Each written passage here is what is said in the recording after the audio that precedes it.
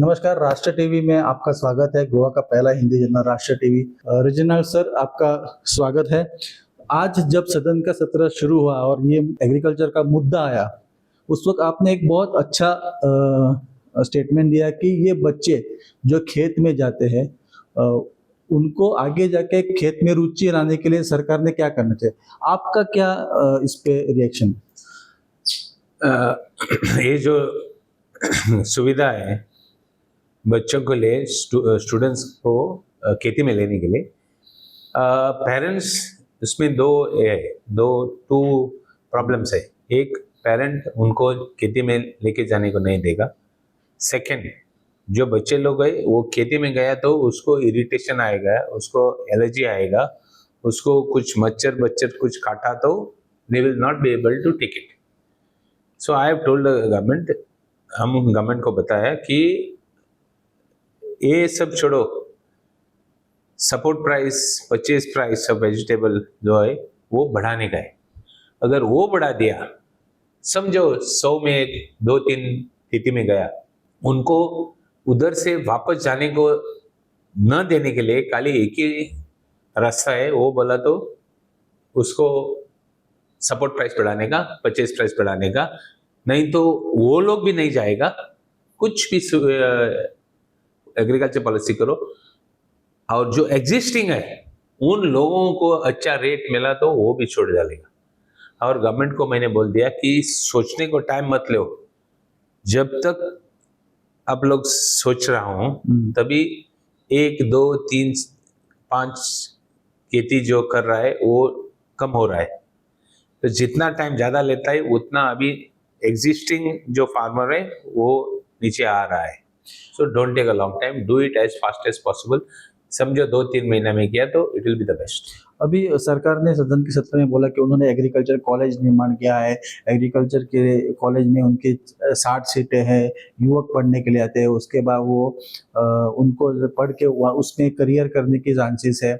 आपको क्या लगता है, अगर युवा को खेती में लाना है या उनको खेती करनी है तो उसके लिए क्या करना चाहिए? मैं इसलिए पूछ रहा हूँ the future for agriculture is, उसमें ऑर्गेनिक फार्मिंग बोला था, उसमें फर्टिलाइजर पेस्टिसाइड कम होना मांगता है।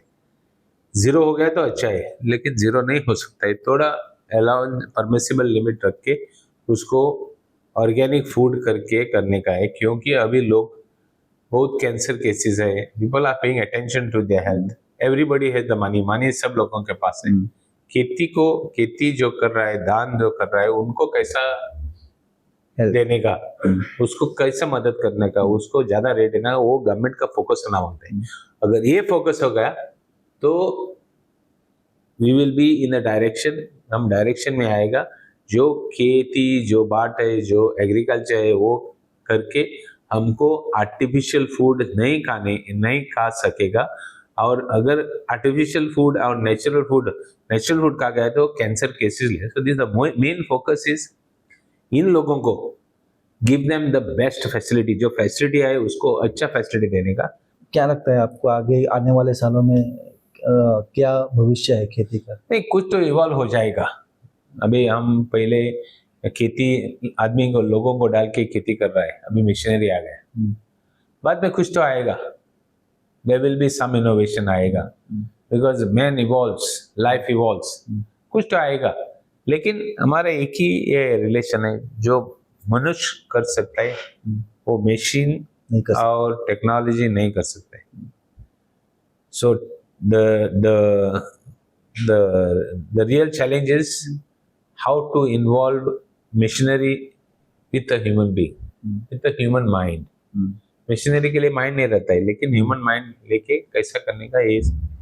थैंक यू वेरी मच रजनाल जी। सदन के सत्र के समय चलते अपना अनमोल वक्त रजनाल सर ने हमको दिया था। उनका एक ही सेंटेंस पे मैं ये खत्म करूंगा कि जो आदमी कर सकता है वो मशीन नहीं कर सकती है। तो ज़्यादा से ज़्यादा युवाओं को उनका संदेश है कि खेती में आओ, खेती करो और अपने दिल को संतुष्टि दो कि आप कुछ अच्छा कर रहे हैं लोगों के लिए। Thank you. सोसाइटी के लिए।